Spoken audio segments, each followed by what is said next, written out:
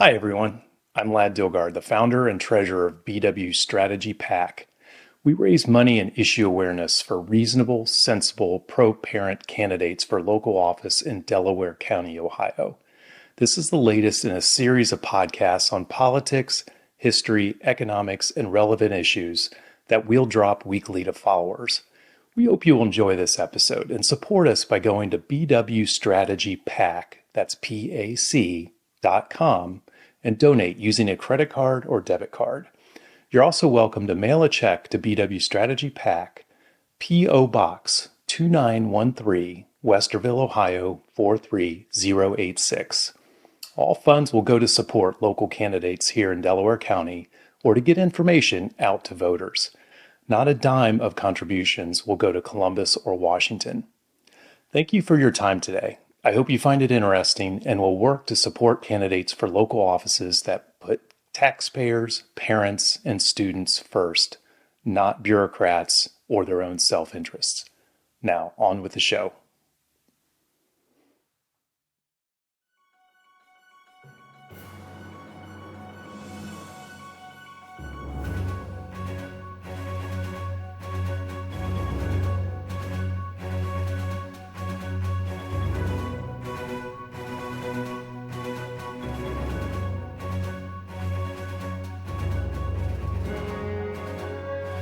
In today's episode, we're going to talk about the best and worst presidents of all time. I've read with amusement some of the lists created for President's Day, which we've recently celebrated. Now, nothing says the recency effect like these lists, as apparently the best and worst presidents in our 234 years have all taken place in the last few decades, except maybe Lincoln. But let's be clear about historians, many of which aren't historians at all, but just political activists living on a professor's salary and benefits, most of whom aren't equipped to understand economics, foreign policy, or international challenges of the day. They lean heavily on presidents that make them feel good, like JFK or FDR, not presidents who actually presided over a strong country like McKinley and Jackson. Historians, media types, and talking heads will forever be ranking presidents, but don't expect clear-eyed, sober analysis on presidential success or failure, because that's not what this list is after. It's published simply as political advocacy. Let's take the Statista.com list of best presidents as example. These pretenders had Barack Obama near the top of every list in every single category, including foreign policy and the economy, which, for anyone living through that stagnant swamp of an economy and the ruination of Obamacare, Russia's invasion of the Crimea, and all the rest of the Obama administration's abject failures, should come as a complete surprise. Lyndon B. Johnson is named successful in this list, according to Statista.com, with this breathtakingly dishonest ranking had him a stunning 11th out of 46. Now, he decided not to run for re-election in 1968, so that ranking sees getting us in the Vietnam quagmire and the ruinous Great Society programs, widespread protests, and incredibly low approval rating as successful, apparently. I guess we just don't understand how great LBJ was. Now, there are rankings everywhere for presidents around President's Day. But make no mistake, if the list has Biden or Obama high and Trump or Reagan low, you can bet your bottom dollar that this is political advocacy masquerading as history. NPR, on February 19th, announced a poll of historians, 154 historians, which I believe to be the grand prize winner of all time for analytical hysteria posing as history. Those historians polled determined Joe Biden was in the top third of all time, despite having the lowest approval ratings of any president ever recorded. And Donald Trump, of course, was dead last in this ranking. Now, you can like Trump or not, but to say he was a bad president compared to the disastrous presidencies of Carter, Buchanan, Wilson, and LBJ is ludicrous. Beyond spending gobs of money, no one can tell me what the Biden administration has accomplished these past 4 years in any sector. Based on polling, the majority of Americans agree with me on that statement, but not the 154 esteemed NPR historians who said that he was in the top third of all presidents. So it's just political advocacy masquerading as history. Now, we all know leftist politics has invaded every institution in society, but that doesn't mean we have to put up with it. So my list is here, the 5 best and the 5 worst presidents of all time. You may have your own list, and I'd love to hear it. And that's okay. Let's debate it. You may also think NPR or Statista is wise and brilliant.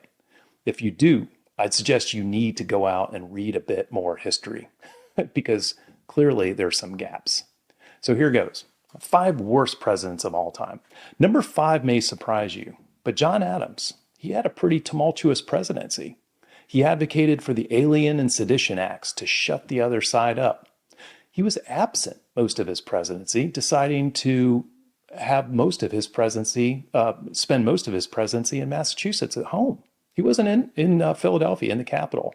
Now, he's a great lawyer and one hell of a revolutionary, but Mr. Adams didn't seem to be up to the task of governing the nation.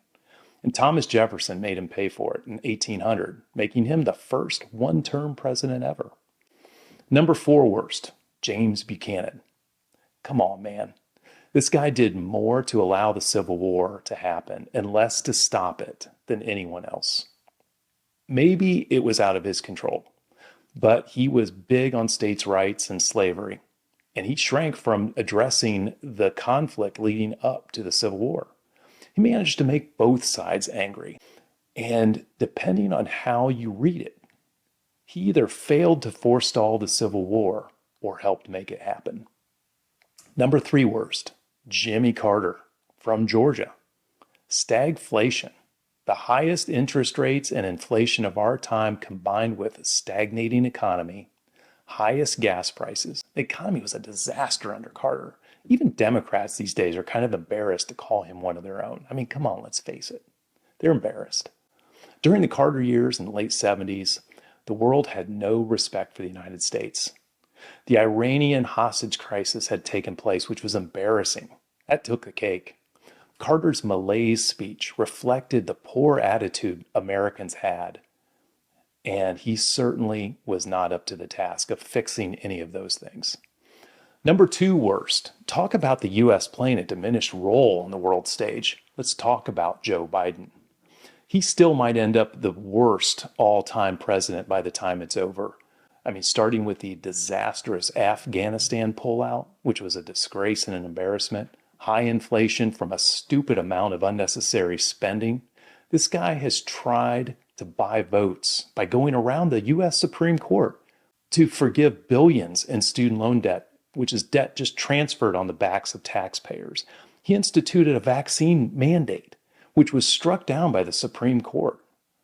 But aside from policy failures, Biden has shown the country an enormous lack of empathy that's just shocking for the YouTube generation by not traveling to disaster sites like East Palestine, Ohio, and Maui.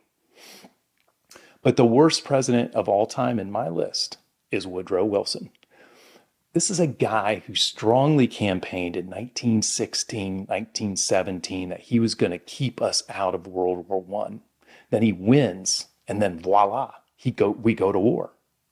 Now, the U.S. entered the war, and Wilson was only elected in the first place by a split Republican Party vote between William Taft and Teddy Roosevelt.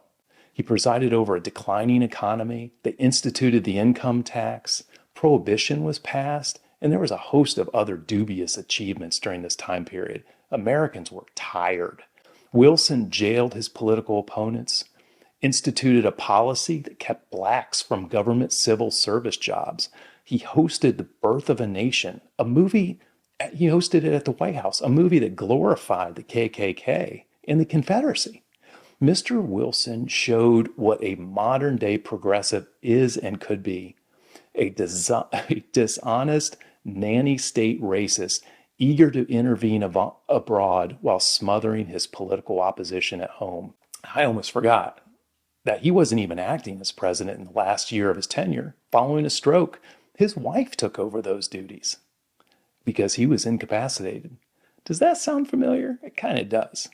Now, it's no wonder Warren Harding's presidency was so welcome in 1921 with the slogan of, "Let's return to normalcy."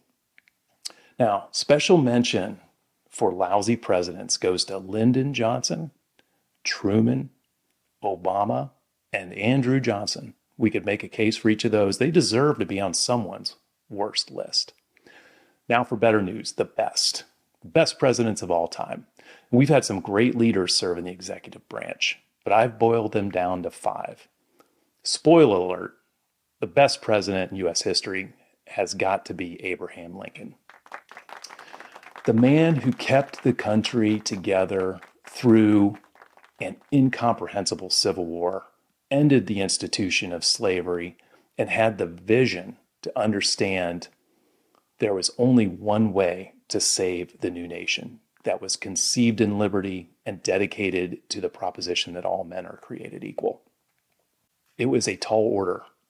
And from assembling a strong cabinet and finally finding the right generals, Ohio-born Ulysses S. Grant, William T. Sherman, and Phil Sheridan, to win the war, Lincoln was up to that task, to extinguish the rebellion.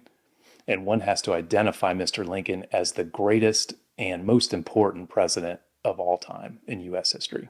Now the 5th best president. This was a tough one, but I'm going with George Washington over Andrew Jackson. The age of Jackson was a period of strong growth, and the young country was asserting itself and reminding the population that we weren't formed to be governed by the gentry and the elites. But Mr. Washington set the tone for the entire country's history.